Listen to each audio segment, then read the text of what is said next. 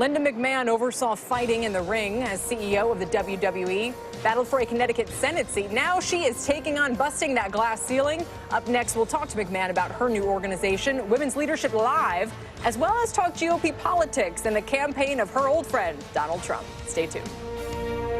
Today is National Equal Pay Day, aimed to raise awareness about the gender gap in America. Our next guest knows the ropes of American business and is using her experience to encourage women to be leaders and break that glass ceiling. With us now in a CNBC exclusive is Linda McMahon, co-founder and CEO of Women's Leadership Live and co-founder and former CEO of World Wrestling Entertainment. Welcome to Post 9. Thanks so much. Hi, everybody. It's good to be here this afternoon. And this date marks the date of the year in which...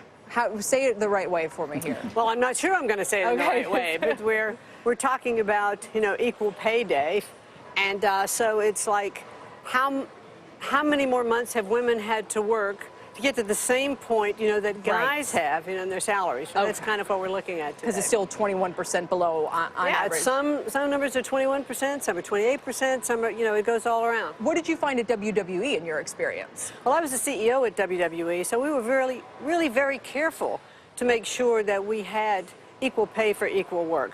But I do believe then that there is a subjective evaluation of what equal work is if you're not just producing widgets.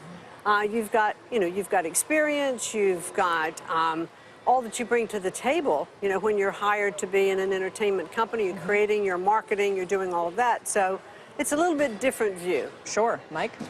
I guess I also wonder, it's not just about really a boss or a company deciding these two people should be paid the same amount. There's really a lot of the broader context of things like, lack of child care and all these other things that go into whether a woman gets as far in her career as a man does who enters, in the same way. I mean, what do you do, I guess, as a country to try to take care of some of that? Well, I can tell you that from a company perspective, and I can speak from WWE, I mean, smart companies want to make sure that they are retaining, their best executives, whether they're male or female. So equal pay, I think, has to be equal on both sides, not just a gender gap. And there is a gender gap. There is still a glass ceiling. I think we continue to experience that. And that's why I started the company Women's Leadership Live with two other partners, because we want to train women to be successful, ever how they define success. If they want to move from middle management to the C-suite, if they want to start a company, be entrepreneurs, if they want to be leaders in their community, we want to make sure that they have the tools to do that. Yeah. And Linda, we've been talking about this issue for decades now, right? The gender gap in pay has been around for a long time. What do you think it's going to take to actually fix it? The U.S. women's soccer team, some of the players are suing the U.S. Soccer Federation for equal pay. What do you think about lawsuits versus private individuals acting? What do you think it's going to take to move the needle? Well, what I would like to see, obviously, more is private enterprise doing more actually to raise the pay of women. But, we have to advocate for ourselves as well. And sometimes we're not as willing to take risks. So part of, what we want to do with Women's Leadership Live is to encourage women on how to negotiate for themselves. Now, you have to know your audience when you go in to negotiate for a raise. And if you're just sitting there for the first time, bringing all of the things you've done to the company in front of your supervisor for the first time, shame on you. Yeah. You got to stay a bit in front of your supervisor. Follow social media posts that the company's following. Make sure your supervisor knows what you're doing on a regular basis, and try to keep that in the forefront. I'd rather see it done more that way than with government regulation, because I think in the end that is not as effective. On that note, can we talk a little Trump? Trump what? Well, did I read that you and your husband were one of the biggest donors over the years to his charity? Well, here's what happened. To know the whole story, Donald was a performer in a couple of our WrestleMania events.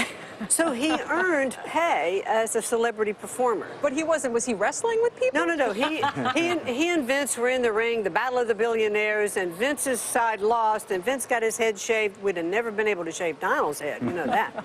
But so the money that he earned, he said, you know what, I don't want the money, but I would like you just to pay it to my charity. So that's what we did. We paid what he earned to his charity. And would you support his candidacy, though, if you know him quite well? You're a Republican yourself. Yes. He's the front runner. He's the front runner. Look, I've known Donald for 20 years. Sometimes I'd like to put a sock in his mouth. But, what I can tell you about Donald is he's a patriot. He's loyal. He has a good family. He's a good businessman. I think he would hire good people around him. So that's what I know from from the side of Donald that I know. He'd be a very different kind of president, that's for sure. Yes, your own political career, Linda. Should we ask you about it? I mean, are you done? There's not a whole lot to tell. You've had your experience. Forget about it. Thank you for joining us. We'll see, of course, how this current one plays out on the campaign trail. Thanks so much. And pleasure to be here today. In the today. meantime, thank you again for Linda McMahon, former CEO of WWE. Tax reform and free trade have become big buzzwords on the presidential campaign trail. John Harwood has his latest speakeasy with the powerful chair of the House Ways and Means Committee, Texas Congressman Kevin Brady. We'll get his take on these political hot potatoes. And oil inventories just out. We will get you those numbers right after the break. Stay with us.